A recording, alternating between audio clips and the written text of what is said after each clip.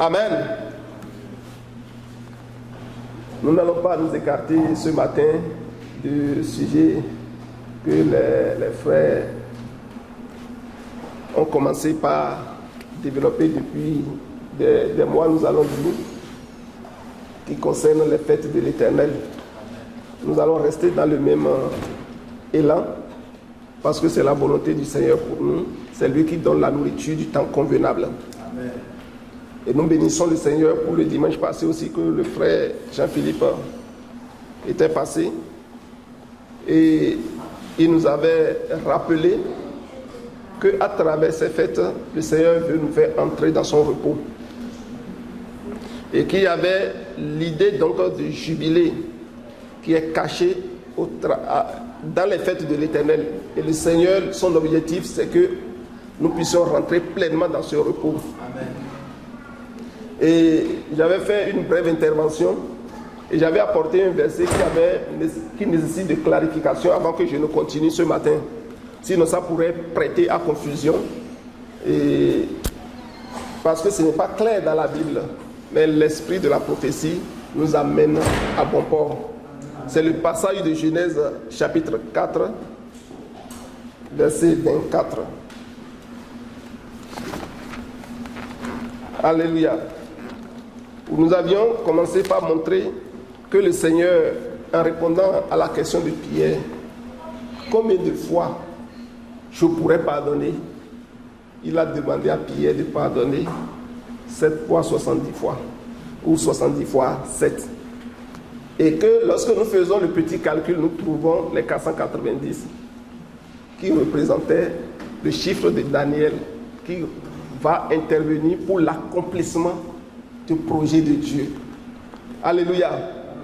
Et dans Genèse chapitre 4, le verset 24, le Seigneur annonçait déjà cela quand il parlait de la vengeance, parce que nous savons que c'est Dieu qui nous venge.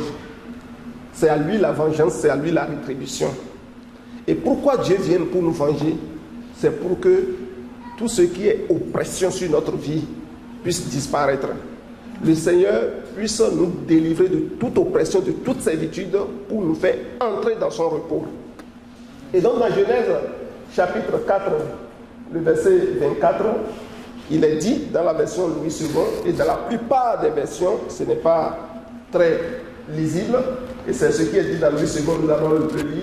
Caïn sera vengé 7 fois et Lémec 77 fois. On voit 77 fois. Alors que quand nous regardons dans l'étymologie de 77 ici, nous allons voir que 70 est vraiment à part et le 7 est à part. Les deux ne sont pas collés.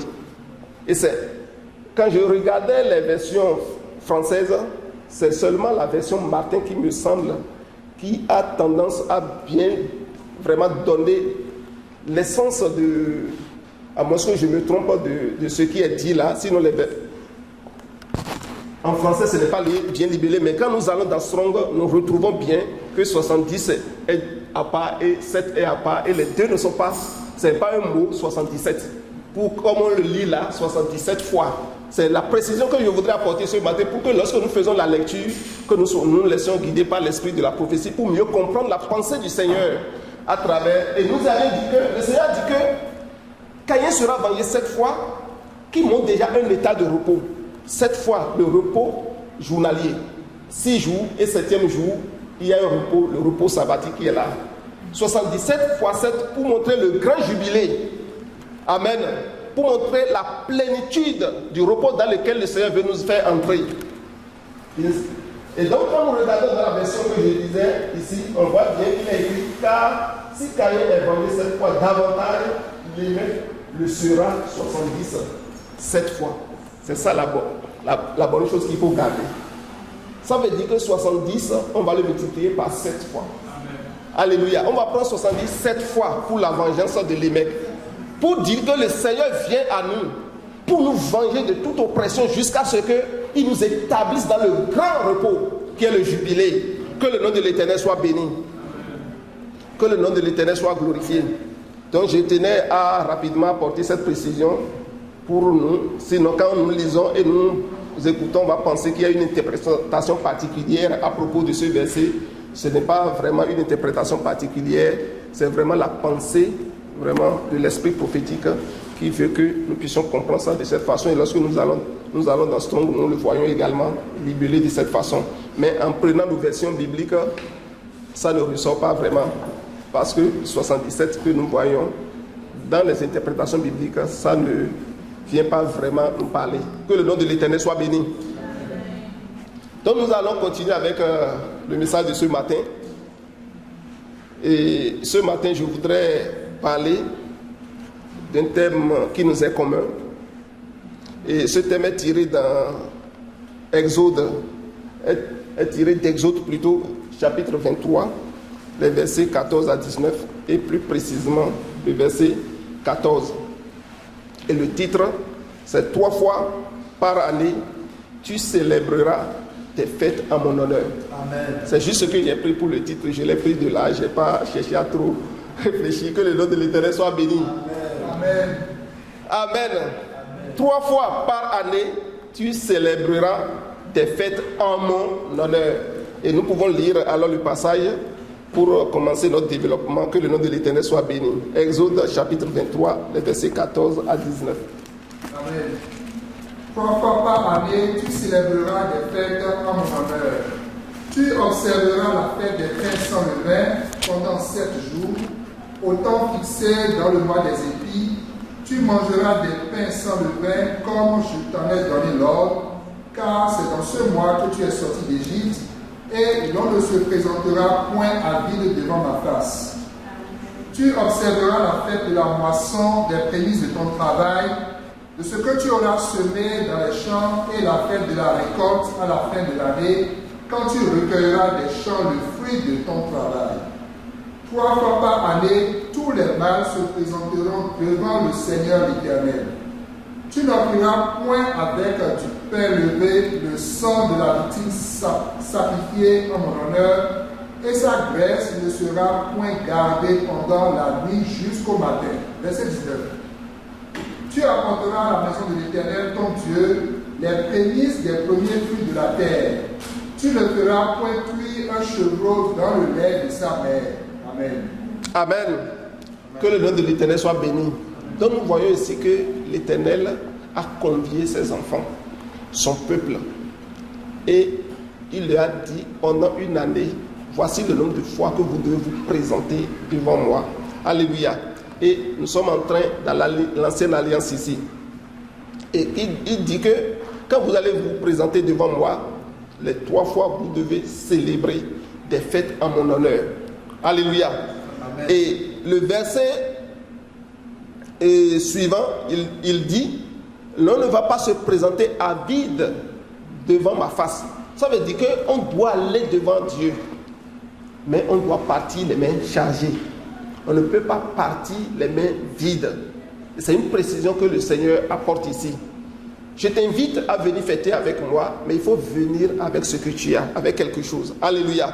Et il dit 3 fois par année, le verset 17, tous les mâles se présenteront devant moi, devant le Seigneur, du moins l'Éternel.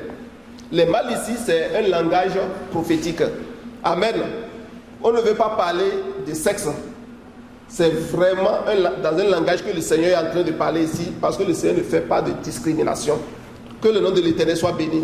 Le Seigneur, c'est petit à petit, il dévoile son projet jusqu'à ce que l'homme rentre dans la plénitude de la compréhension de ce qu'il fait. Et c'est pour cela qu'il a parlé de mal ici. Et ce même passage que nous avons lu, nous pouvons le retrouver dans le livre d'Exode, chapitre 34. Mais nous n'allons pas le lire, nous allons lire un autre passage pour continuer. Lévitique, chapitre 23, les 4 premiers versets. L'Éternel parla à Moïse et dit, parle aux enfants d'Israël et tu leur diras, les fêtes de l'Éternel que vous publierez seront de saintes convocations. Voici quelles sont mes fêtes. Voilà, donc dans le premier passage, le Seigneur dit, vous allez venir 3 fois par année célébrer des fêtes en mon honneur. Mais ici, le Seigneur veut préciser ces fêtes-là. Quelles sont les fêtes que le peuple va vraiment célébrer en son honneur? Merci. Donc ce passage va nous permettre de voir ça. On travaillera 6 jours, mais le 7e jour est le sabbat, le jour du repos. Il y aura une sainte convocation. Vous ne ferez aucun ouvrage. C'est le sabbat de l'Éternel dans toutes vos demeures. Voici les fêtes de l'Éternel, les saintes convocations que vous publierez à leur temps fixé. Quand nous allons lire jusqu'à la fin ce livre de Lévitique, nous allons voir cette convocation. Mais je voudrais quand même que nous puissions voir que le Seigneur vient préciser.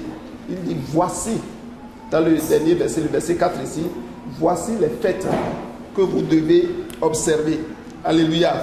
Les saintes convocations que vous publierez à leur temps fixé. Donc le Seigneur dit, voici, pour commencer par décliner ces fêtes-là. Amen. Et nous avons été enseignés à plusieurs reprises par rapport aux fêtes de l'Éternel, et nous savons que ces fêtes, quand on va rentrer dans les détails des fêtes, il y en a 7 fêtes. Amen. Il y a 7 fêtes que nous pouvons tous citer. La Pâque, Amen. La fête du pain sans levain, la fête des prémices, la fête la fête de la Pentecôte, la fête du retentissement des trompettes, la fête de l'expiation et la fête des tabernacles. Amen.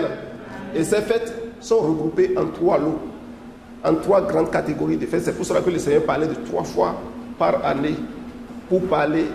Et quand nous lisons, nous allons voir qu'au lieu que dans ces 3 fêtes par année qu'on cite là, on ne parle pas de la Pâque, mais on parle de la fête du pain sans levain.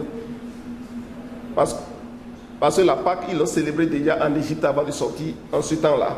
Amen. Que le nom de l'Éternel soit béni. On parle de la fête du pain sans levain. Il y a la fête de la semaine qui représente la Pentecôte.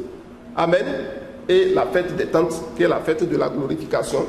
Et les 3 grandes fêtes que le Seigneur invite le peuple à observer.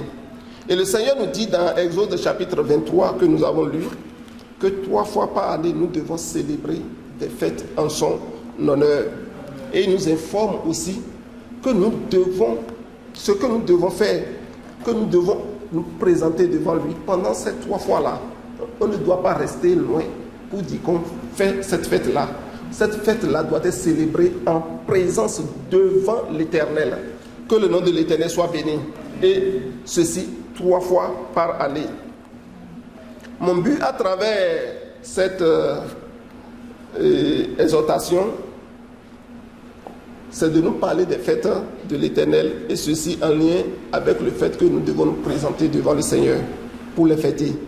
Nous ne devons pas le faire de façon dans notre coin, ou bien dire que nous devons être dans une attitude de ce que nous sommes en train de fêter avec le Seigneur. C'est ça, se présenter devant le Seigneur. Alléluia.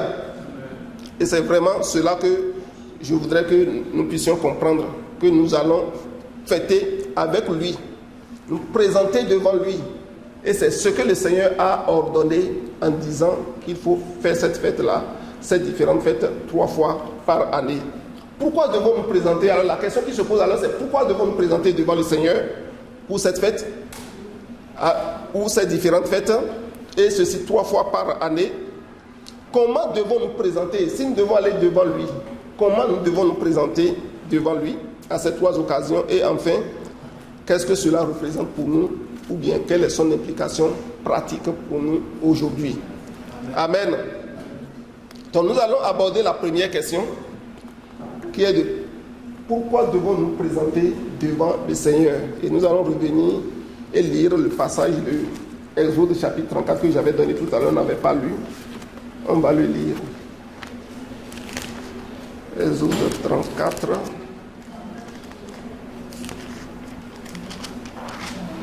Oui, les versets 22 à 24.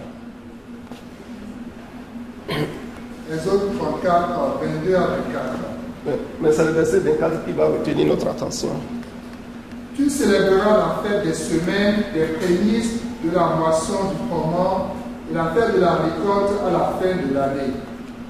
3 fois par an, tous les mâles se présenteront devant le Seigneur l'Éternel, Dieu d'Israël. car je chasserai les nations devant toi et j'étendrai tes frontières.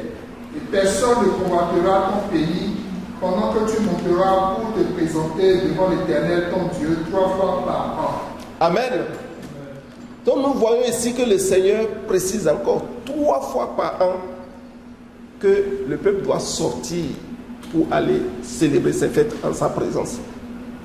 Amen. Lorsque nous sortons et nous abandonnons nos maisons, ça veut dire que nos maisons sont comme vulnérables aux yeux des hommes.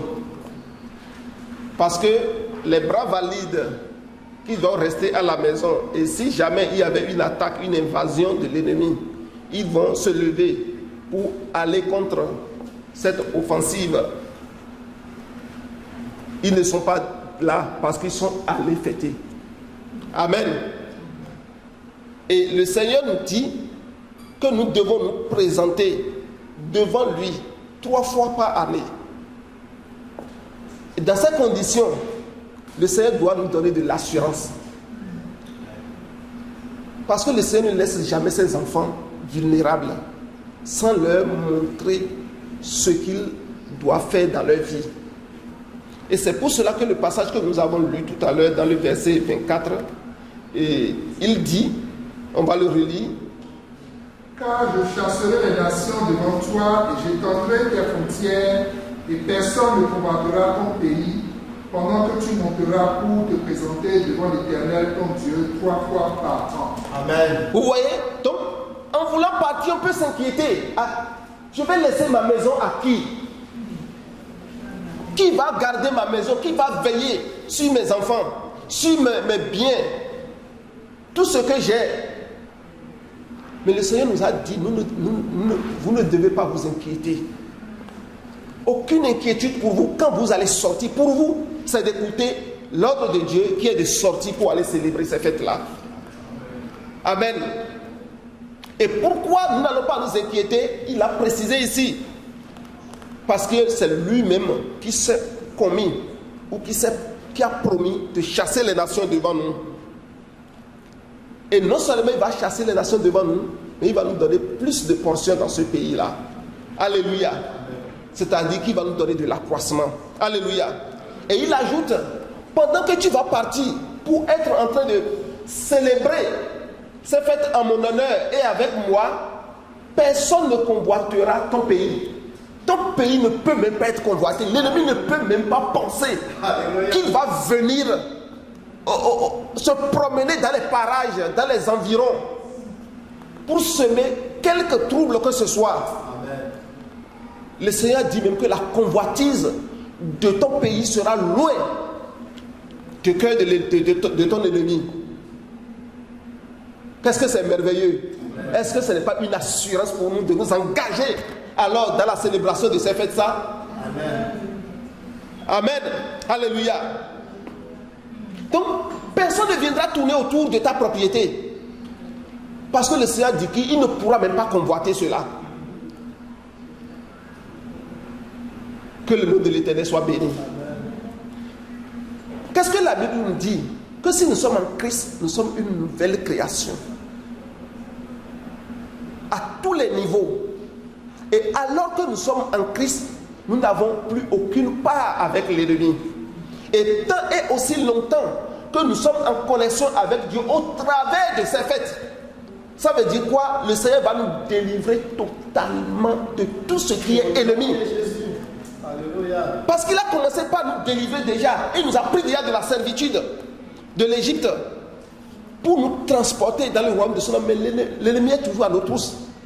Il continue toujours. Regardons ce que Pharaon a fait pour les enfants d'Israël. Il s'est mis à leur trousse pour dire quoi? Je ne peux pas les laisser partir comme ça, c'est trop facile. Et il s'est mis à leur trousse. Et le Seigneur a jugé Pharaon et son armée. Et encore dans le désert, il y a beaucoup d'obstacles, beaucoup d'ennemis sur le chemin. Et le Seigneur s'en occupe un à un. Et il dit, quand vous serez en train d'observer ces fêtes, je vais me charger de tous vos ennemis pour vous en délivrer totalement. Que le nom de l'Éternel soit béni. Amen. Donc Christ, C'est notre héritage que Dieu nous a donné. La Bible dit Christ en vous, l'espérance de la gloire. Parce que le Seigneur, il veut que nous puissions expérimenter la glorification à l'issue de ces fêtes.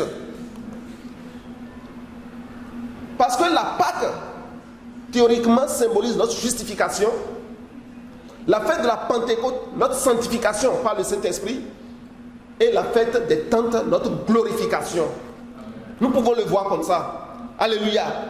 Et l'objectif de Dieu, c'est que nous soyons pleinement glorifiés à tout point de vue. Comme le Fils a vaincu toutes choses et est glorifié. Et il est à la droite du Père.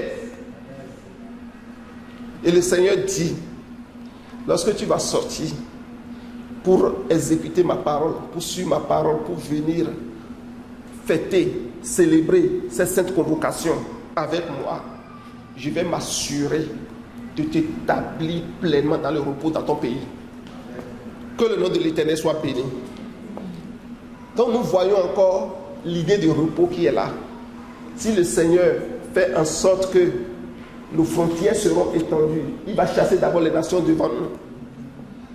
Il s'occupe de nos ennemis pour les mettre en déroute. Il vient, les limites que tu avais, il dit qu'il va élargir, il va étendre ses limites. Ça veut dire qu'il va te donner de la prospérité. Amen. Et il va faire en sorte que ton souvenir même va quitter les pensées de ton ennemi.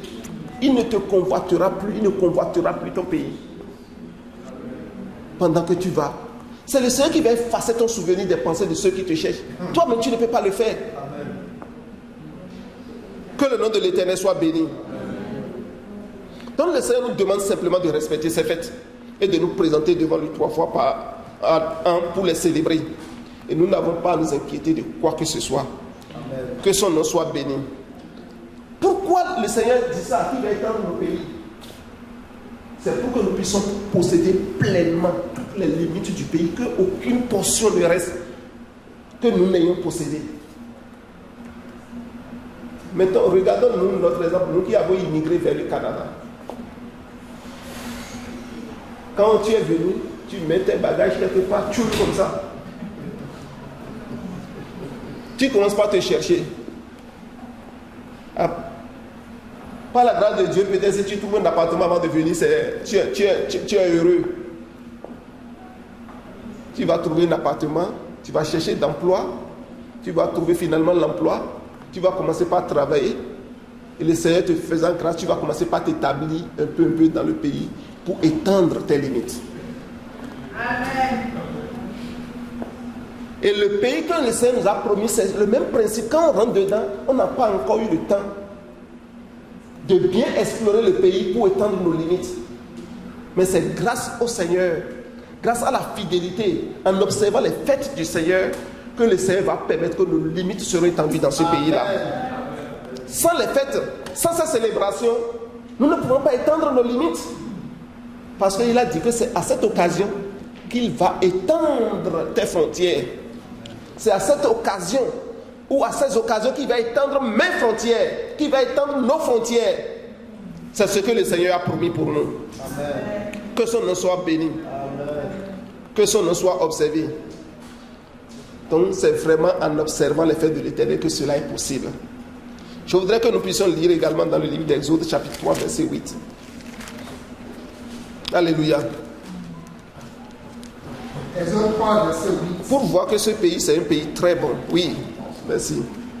Je suis descendu pour le délivrer de la main des Égyptiens et pour le faire monter de ce pays dans un bon et vaste pays, dans un pays où coule le lait et le miel, dans les lieux qu'habitent les Cananéens, les Hétiens, les Amoréens, les Phéréziens, les Héviens et les Jébusiens.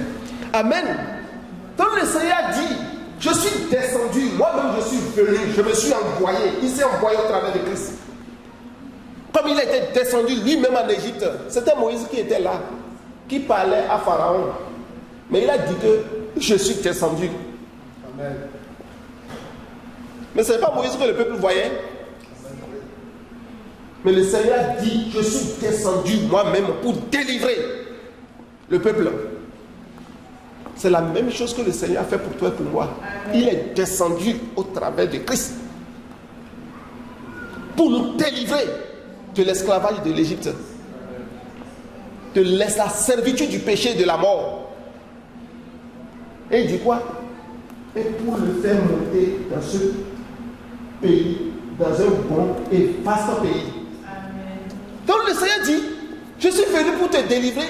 L'œuvre de la croix là, ce n'est pas ce n'est pas en vain, ce n'est pas pour quelque chose de futilité. Ce n'est pas une œuvre qui est faite sans lendemain.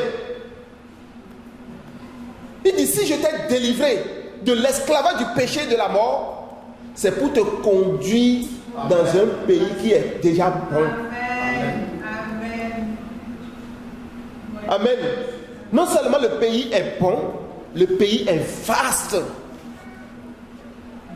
C'est seulement tu vas toujours continuer de compter sur ma grâce pour voir toutes les limites du pays, pour étendre tes tentes jusqu'à toutes les limites du pays. Sinon, tu ne pourras pas, parce que c'est un pays très vaste. Et d'autres caractéristiques du pays qu'il donne, il dit, non seulement le pays est beau et vaste, mais c'est dans un pays dans lequel le lait et le miel coulent à flot. Alléluia. Que le nom de l'Éternel soit béni. Donc c'est le projet de Dieu pour nous, ça. C'est de nous conduire dans le pays. C'est de nous établir pleinement dans le pays. C'est pour ça qu'il nous a délivrés. Ce n'est pas pour nos bons yeux qu'il nous a délivrés. Ce n'est pas par simple plaisir qu'il nous a délivrés. Pour que nous puissions être pleinement établis en Christ. Alléluia. Parce qu'il nous arrache de l'esclavage pour nous établir. Donc gardons les 4 caractéristiques là de ce pays. C'est un pays qui est bon, c'est un pays qui est vaste, c'est un pays où coule le lait et c'est un pays où coule le miel.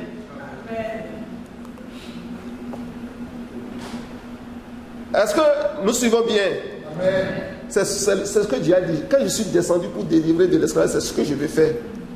Que le nom de l'Éternel soit béni. Donc si Dieu dit que ce pays est bon, ça veut dire que c'est un pays vraiment bon. Si le Seigneur même l'a déclaré, ça veut dire que c'est un pays plaisant. Alléluia. Ça veut dire que c'est un pays où c'est agréable d'y vivre. Il y fait bon vivre. On peut dire que c'est un pays qui est riche. C'est un pays où il y a toutes sortes de richesses. C'est un pays où nous pouvons dire que c'est le meilleur des pays qui puissent exister. Parce que c'est Dieu même qui a dit que c'est bon. C'est un pays prospère. Ça veut dire que tout ce que tu vas faire dans ce pays, tu vas réussir. Quand Josué était sur le point de prendre la relève de Moïse et rentrer dans le pays, c'est ça qu'il a dit. Tu gardes seulement cette parole-là. Tout ce que tu vas faire va te réussir. Parce que je sais où tu t'en vas là-bas. C'est un bon pays. Alléluia. C'est un pays prospère. Vraiment. C'est un pays de grande valeur, chers frères et sœurs. Et c'est ce pays que Dieu t'a promis. C'est ce pays que Dieu m'a promis. Le Seigneur dit également que c'est un pays vaste. Alléluia. Cela renvoie à l'idée de large. Ce pays, c'est un pays très immense. C'est un pays très grand. C'est un pays vaste, le Seigneur a dit. C'est un pays spacieux. Qu'est-ce que tu vas vouloir faire dans ce pays? Tu n'auras pas de place pour le faire. En ce qui concerne les desseins, les plans de Dieu, le Seigneur dit que c'est un pays qui est vaste. Alléluia. Et parce que c'est un bon pays, il veut que tu possèdes ce pays. Parce que c'est un pays vaste, il veut que tu le possèdes aussi. Alléluia. Que le nom de l'Éternel soit béni. Et il dit que pour que tu puisses posséder ce pays, il faudrait que tu te déplaces de pour venir à lui à travers des célébrations 3 fois par année. Que le nom de l'Éternel soit béni. Et pendant que tu es en train de faire cela, il va s'occuper de tes ennemis. Il va s'occuper lui-même d'étendre tes limites. Il va s'occuper lui-même d'enlever ton souvenir de la mémoire donc de tes ennemis. Que le nom de l'Éternel soit glorifié. Et il va te donner de l'accroissement dans ce pays. Élargir tes frontières. Donc, ça veut dire que si j'ai une part X dans ce pays, ou bien une part donnée dans ce pays au premier jour, au deuxième jour et au jour suivant, ma part dans ce pays doit faire quoi? Doit grandir. Amen. Je ne peux pas demeurer avec la même portion de l'eau dans ce pays tout le temps. Si c'est le cas pour moi, ça veut dire que je ne célèbre pas les fêtes de l'Éternel conformément à ses prescriptions. Que le nom de l'Éternel soit béni. Et lorsque nous célébrons les fêtes conformément aux prescriptions de Dieu, il n'y a pas de raison que notre part demeure la même dans ce pays tout le temps. Parce que le Seigneur a promis d'élargir nos frontières. Que son nom soit béni. Amen. Le Seigneur dit également que dans ce pays, le lait coule, le miel également coule. Nous avons élaboré un peu déjà sur le fait que le pays est bon et que le pays est vaste. Il dit aussi qu'il y a du lait en abondance dans ce pays et qu'il y a également du miel en abondance.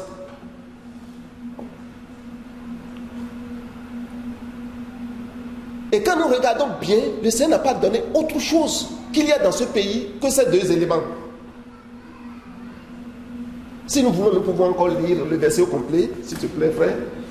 Je suis descendu pour le délivrer de la main des Égyptiens et pour le faire monter de ce pays dans un bon et vaste pays, dans un pays où coule le lait et le miel, dans les lieux qu'habitent les Cananéens, les Hétiens, les Amoréens, les Phéréziens, les Héviens et les Jébusiens. Vous voyez, ce sont ces deux éléments que le Seigneur dit qu'il y a de disponibles dans le pays. Le lait et le miel. Et en plus de ces éléments, il a commencé par citer des ennemis.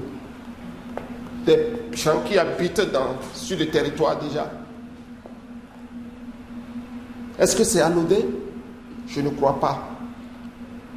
Parce que le Seigneur, tout ce qu'il fait et tout ce qu'il dit, c'est parfait pour l'homme. Amen.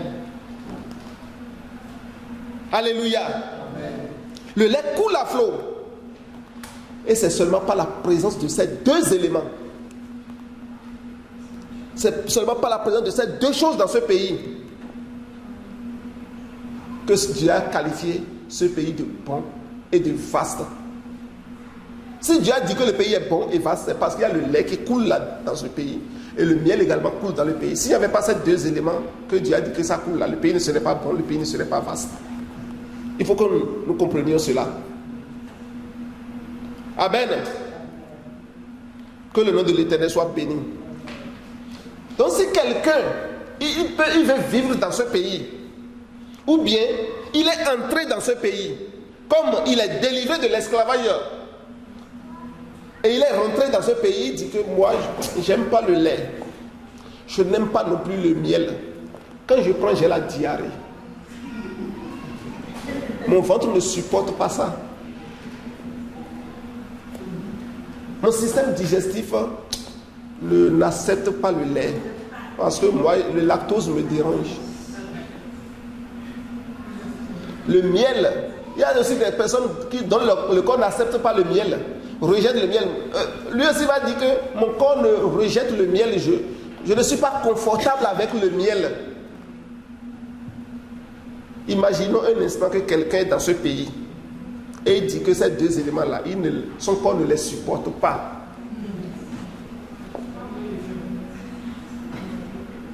La question qui se pose est comment il va faire pour vivre dans ce pays? Comment il va faire pour demeurer dans ce pays? Comment il peut s'établir dans ce pays? Il va sortir à un moment donné du pays. Aussi, l'objectif de Dieu pour toi est que ces deux éléments ne te conviendraient pas là. Il n'allait pas rendre ça disponible dans le pays. Ça veut dire que même si le lait, tu le prends et ton organisme fait une réaction bizarre, Le miel, les premiers jours, tu commences par prendre le miel. Ton organisme fait une réaction bizarre. Tu devrais te dire, tiens, il faut que je me lève dans la prière parce que c'est ce que Dieu a rendu disponible pour moi et c'est ce qui est bien pour moi que Dieu me donne. Amen. Que le nom de l'Éternel soit béni. Donc sans le lait et sans le miel, il sera dur d'entrer dans ce pays, même de rester et de demeurer là-dedans. Et ça doit être clair pour nous. Et nous devons comprendre ça parce que c'est ça. C'est seulement ça qui est en abondance dans le pays. Il y a l'abondance du lait, il y a l'abondance du miel. Amen. Alléluia. Mais quand on dit ça, on peut se demander, mais le lait, pourquoi est-il abondant dans le pays? Pourquoi c'est de ça que Dieu parle? Pour dire, un pays dans lequel on va, où le pays est bon, le pays est vaste, c'est le lait qui est seulement là-bas. C'est le miel seulement qui est là-bas. Il n'y a pas les bonnes nourritures que nous pouvons trouver, les bonnes viandes que nous allons manger. Il n'y a rien de tout ça. C'est le lait, le miel. Pourquoi le lait est-il important pour que Dieu rende ça disponible à ce point et même multiplier ça pour que ça soit en abondance? Pourquoi le miel est-il important pour que Dieu rende ça disponible en abondance? Alléluia. Lisons le livre d'Hébreux, le chapitre 6, pour comprendre que c'est le lait qui va nous établir dans les rudiments, dans les éléments de base de la plénitude de notre foi. Amen. Alléluia. Hébreux chapitre 6, les versets 12 à 13. En sorte que vous ne vous relâchiez point et que vous imitiez ceux qui, par la foi et la persévérance, héritent des promesses. Lorsque Dieu fit la promesse à Abraham, nous pouvons jurer par un plus grand que lui, il jura par lui-même. Non, c'est qu'est-ce qu'il y a dit Hébreux chapitre 6, verset 1 à 2 plutôt. Excuse-moi. Hébreux chapitre 6, verset 1. C'est pourquoi laissons les éléments de la parole de Christ, tendant à ce qui est parfait, sans poser de nouveau le fondement du renoncement aux œuvres mortes, de la foi en Dieu, de la doctrine des baptêmes, de l'imposition des mains, de la résurrection des morts et du jugement éternel. Amen. Ici, il dit de laisser les éléments, les rudiments. Ici, il y a d'autres versions qui nous parlent des rudiments. Les rudiments de la parole. Amen. Les éléments fondamentaux de la parole. C'est-à-dire le sous-bassement, la base, le socle même de la parole. Il dit, lorsque nous sommes établis là-dedans, nous pouvons bouger maintenant. Amen. Alléluia. Ça, c'est un premier niveau. Alléluia. Ce passage nous montre que les rudiments ne sont rien d'autre que les oracles de Dieu que représente le lait. Le lait, c'est lui qui vient nous établir dans les choses les plus élémentaires, les plus basiques que nous devons comprendre, nous devons saisir pour être solides dans la foi. Que le nom de l'Éternel soit béni. Que le nom de l'Éternel soit glorifié. Et il y a un autre passage que je cherche qui parle de... Vous depuis, ça doit être le même chapitre. Vous devez être depuis longtemps des maîtres, mais vous êtes rendus à ce qu'on...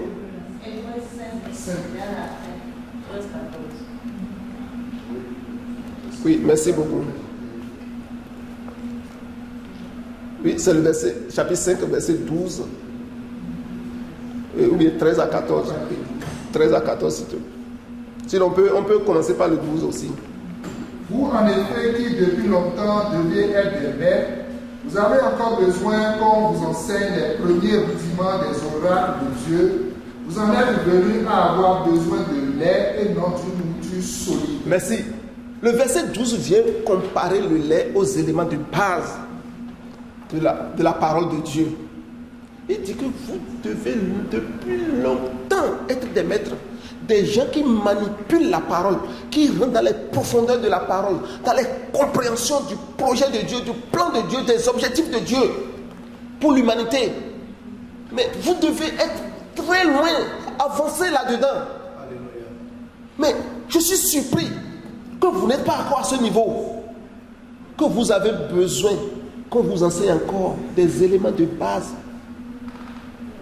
que vous avez besoin du lait et non de la nourriture solide. Ça veut dire que les éléments de base représentent alors le lait. C'est ce que l'auteur aux Hébreux est en train de dire ici. Alléluia. Ça veut dire que si Dieu a rendu disponible le lait en abondance dans certains pays, ça veut dire qu'il veut s'assurer que lorsqu'il nous a pris de la servitude, du péché pour nous ramener des ténèbres à son admirable lumière, il veut s'assurer que nous ayons une compréhension claire et nette de tout ce qui est basique pour notre foi, pour notre vie de vainqueur. Alléluia. Il veut s'assurer que rien ne nous manque là-dedans, que chacun de nous soit établi jusqu'à ce que nous puissions devenir soudainement des maîtres, parce que nous nous nourrissons du lait convenablement. C'est pour cela qu'il a rendu le lait disponible dans ce pays. Alléluia. Donc le lait représente, quand nous lisons ceci, les rudiments de la parole de Dieu, les éléments de base, ce qui va vraiment nous faire asseoir. Nous ne serons plus des enfants enflottés par tout vent de doctrine, de gauche à droite, ballottés de gauche à droite. On dit le Christ est ici, tu cours. On dit le Christ est là-bas, tu cours. On dit qu'il y a de miracles ici, tu cours. On dit il y a le miracle là-bas, tu cours. Non, tu ne peux plus faire ça. Parce que tu t'es laissé nourrir par le lait pur de la parole de Dieu, qui vient te donner une compréhension claire de ce que Dieu fait, des projets de Dieu, des pensées de Dieu, de la volonté de Dieu pour toi et pour l'humanité. Et tu es établi là-dedans. C'est pour ça que le lait coule à flot dans ce pays. Que le nom soit béni. Que le nom de l'Éternel du moins soit béni. Que le nom de Dieu soit glorifié. Et quand tu es établi là-dedans, qu'est-ce que le passage que nous avons lu tout à l'heure, en continuité de ce passage dans Hébreux, chapitre 6, verset 1 à 2, il dit quand ça là s'est établi, tu dois faire quoi? Tu dois bouger. Tu dois laisser les rudiments maintenant. Tu dois aller vers ce qui est parfait. Donc il y a un premier niveau où on est établi dans les rudiments. Si tu n'es pas établi dans les rudiments, tu ne peux pas aller vers ce qui est parfait. Alléluia. C'est pour cela que dans Hébreux chapitre 5 verset 13, il dit quiconque en est au lait n'a pas l'expérience de la parole de justice, car il est un enfant. Le lait est rendu disponible pour que tu aies l'expérience de la justice, l'œuvre de la justification que Dieu a accomplie dans ta vie. Tu puisses avoir pleinement son expérience. Tu puisses comprendre les profondeurs, les tenants et les aboutissants de cette œuvre. Pour que tu sois solide dans la foi. Et le Seigneur, c'est ce que il a rendu disponible. C'est pour cela qu'il a rendu disponible le lait dans le pays. Amen. C'est un pays où coule le lait. Alléluia. Alléluia. Amen. Pour que nous puissions comprendre cela et grandir convenablement. Quand le nouveau-né naît, il a besoin de lait. D'abord, on ne peut pas lui donner de la nourriture solide tout de suite. On lui donne d'abord le lait jusqu'à ce que son ventre commence par s'habituer complètement au lait, jusqu'à ce que l'enfant puisse recevoir la nourriture solide. On commence par lui donner la nourriture solide. C'est la même chose que Dieu fait avec nous. Quand nous naissons de nouveau, Dieu nous donne le lait pur de sa parole. Il rend cela disponible pour nous nourrir convenablement, pour s'assurer que nous grandissons comme cela se doit.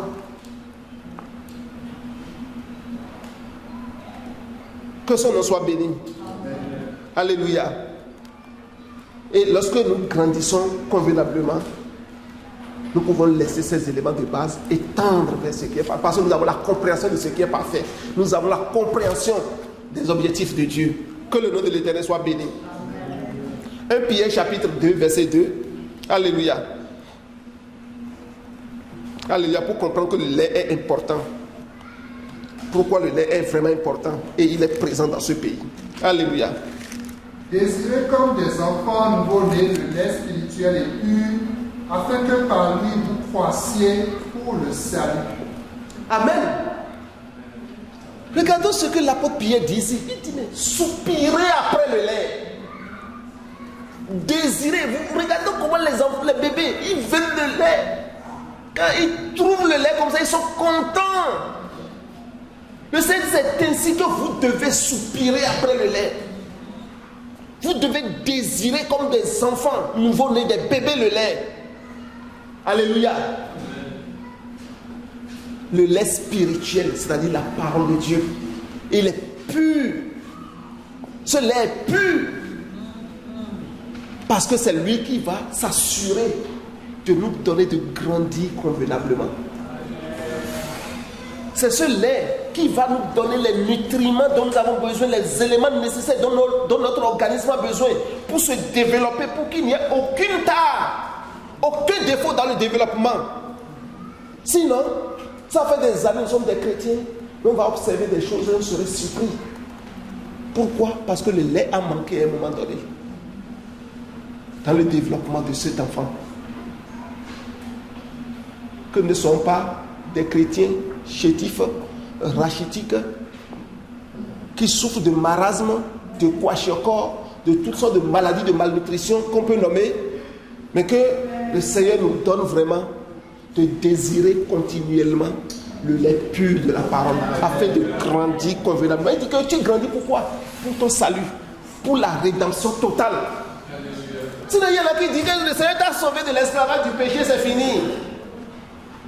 Tu vas dormir sur tes 4 lauriers. Tu tends le pied comme le Dieu pays, tu touches ça au mur, tu dis ouais, j'ai réussi.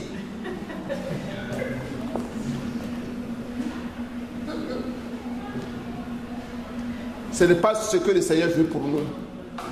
Parce que il y a la rédemption de notre corps, la glorification qui est la dernière fête que nous devons vivre, qui est la finalité, tel qu'il est, tel nous allons être. Et pour cette raison, le Seigneur a rendu le lait disponible.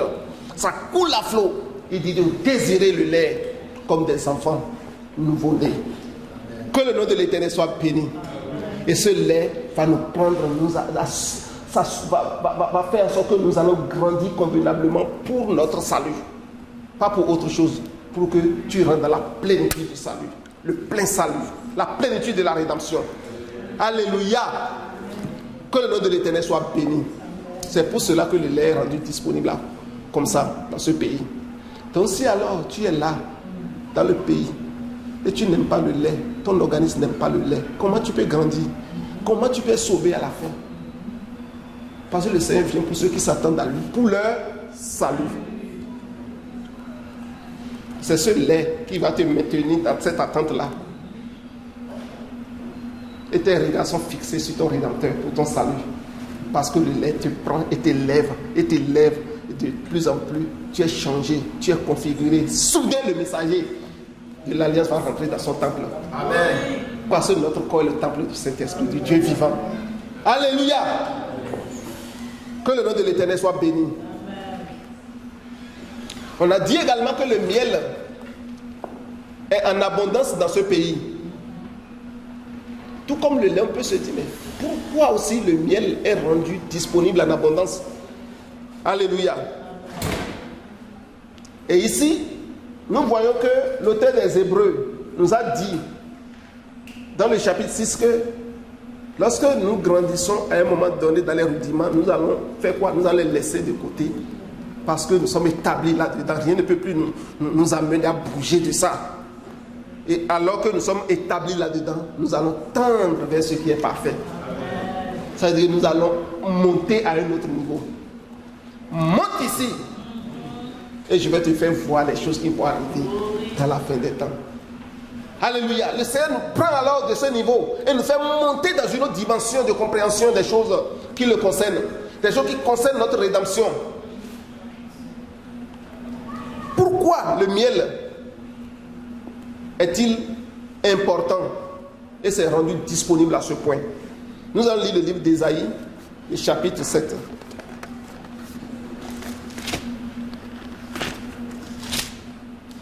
Les versets 14 à 16. Pour mieux comprendre pourquoi nous avons besoin du miel dans le pays et que nous devons soupirer après le miel comme nous devons soupirer, comme Pierre nous dit, après le lait. Alléluia. Oui, s'il te plaît. C'est pourquoi Isaïe 7 ou 17. 7. Isaïe 7 à partir du verset 4. C'est pourquoi le Seigneur lui-même vous donnera un signe. Voici, la jeune fille deviendra enceinte, elle enfantera un fils et elle lui donnera le nom d'Emmanuel. Il mangera de la crème et du miel. Regardons, ici la crème, ici là, c'est le lait.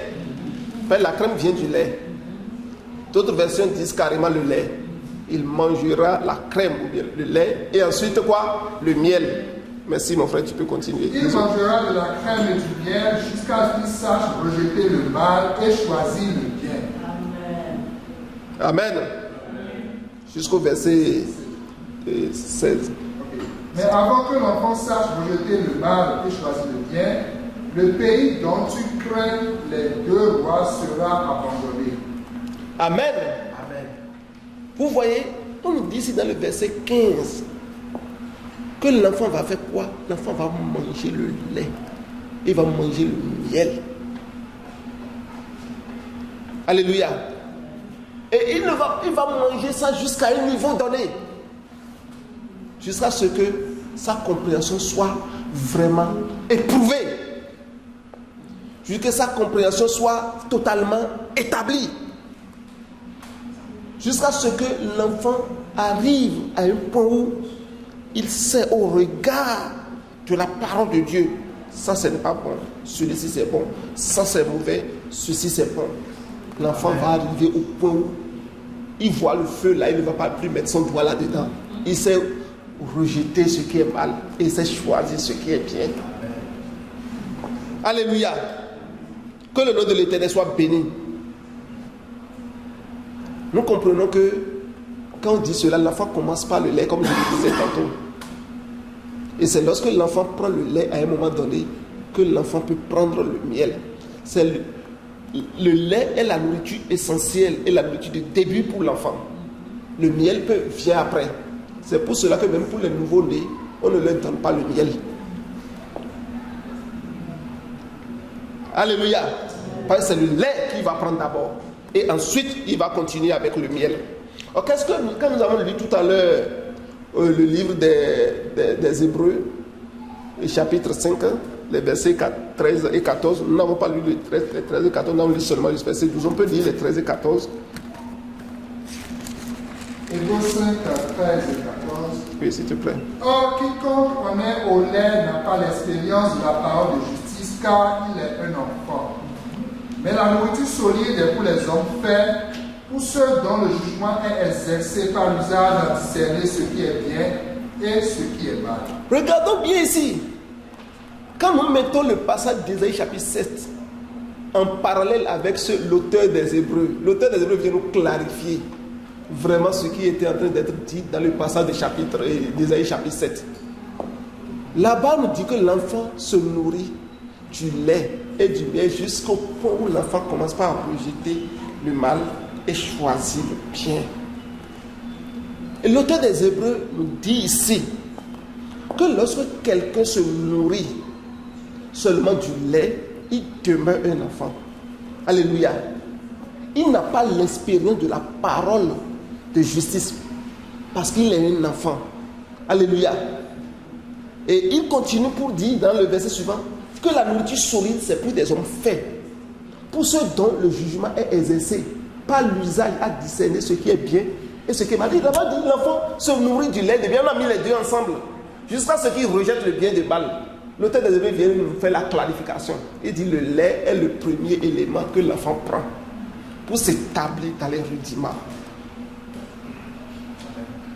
Et le miel vient par la suite. Alléluia. Pour donner à l'enfant d'avoir un jugement exercé. Il n'a plus de confusion dans sa tête. Amen. Par rapport à ce qui concerne Dieu. Il a la révélation de l'esprit. Amen. Donc, alors qu'on laisse la parole de Dieu en train de faire son travail en nous, le Seigneur vient par son esprit nous donner la clarté, la visibilité, la révélation de ce projet, de ce plan pour nous. Et nous avons le jugement qui est très exercé. Quelle que soit la situation qui se met sur la table, en ce qui concerne les plans, les desseins de Dieu, nous comprenons à travers les lignes la volonté de Dieu. Nous ne sommes plus dans la confusion. Amen. Que le nom de l'Éternel soit béni. Amen. Et ça, c'est la nourriture solide, le lait et le miel. C'est pour des hommes établis, des hommes faits.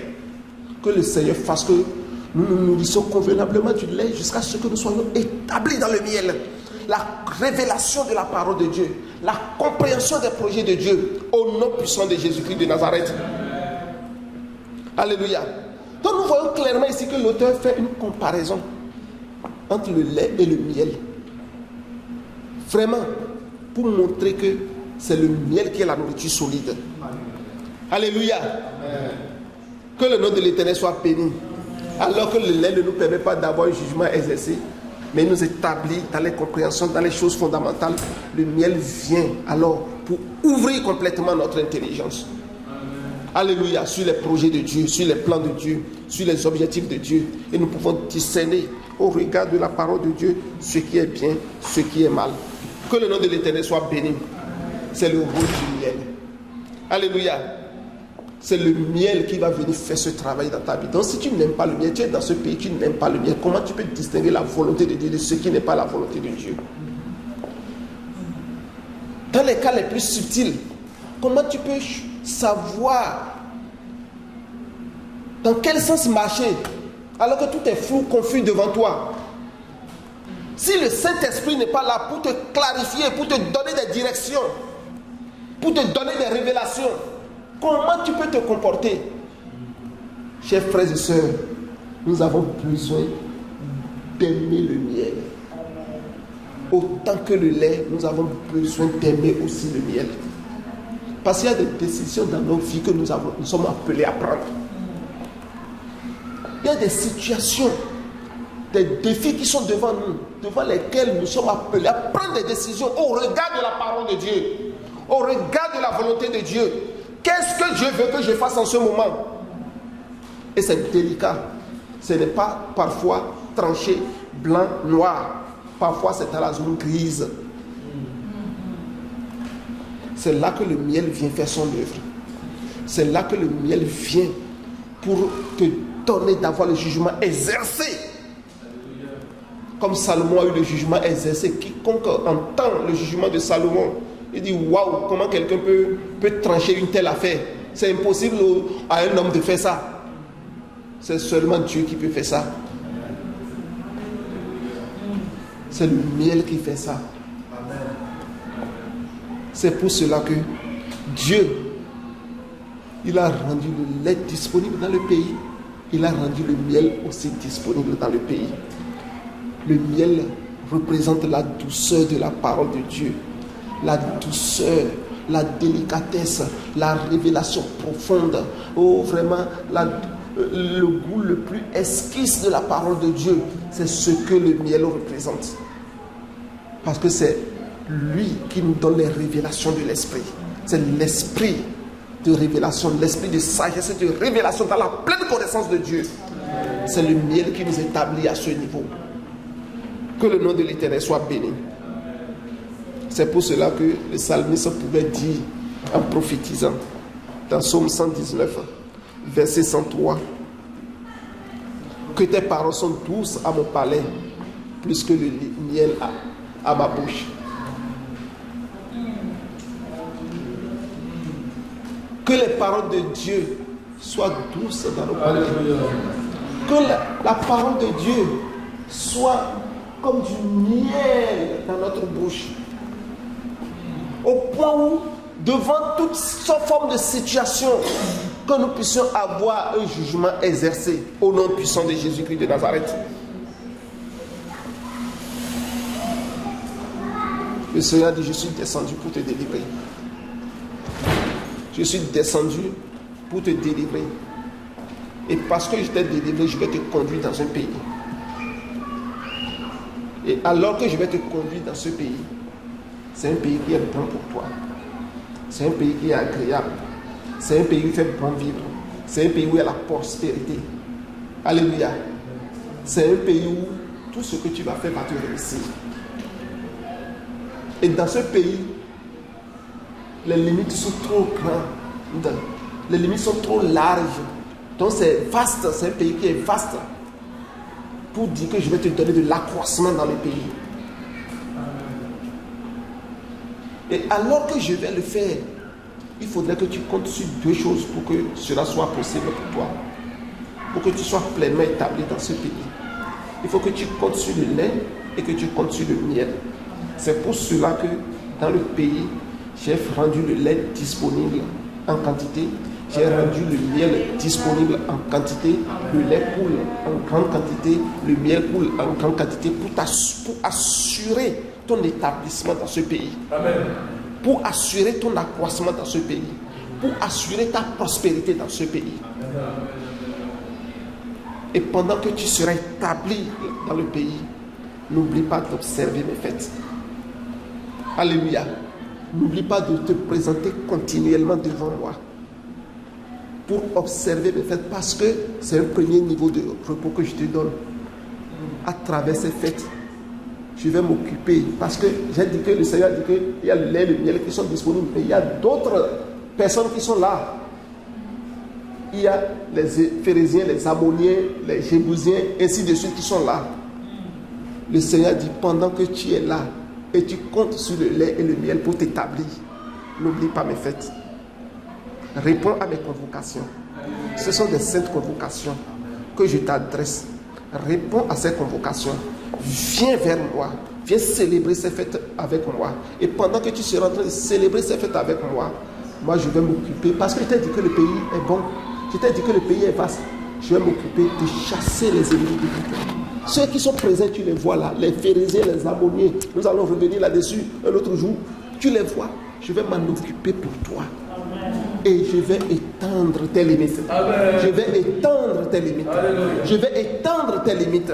Et je vais même faire en sorte que personne parmi eux ne pourra convoiter ce pays que je te donne. Ton pays, parce que c'est ta possession, c'est ton nom.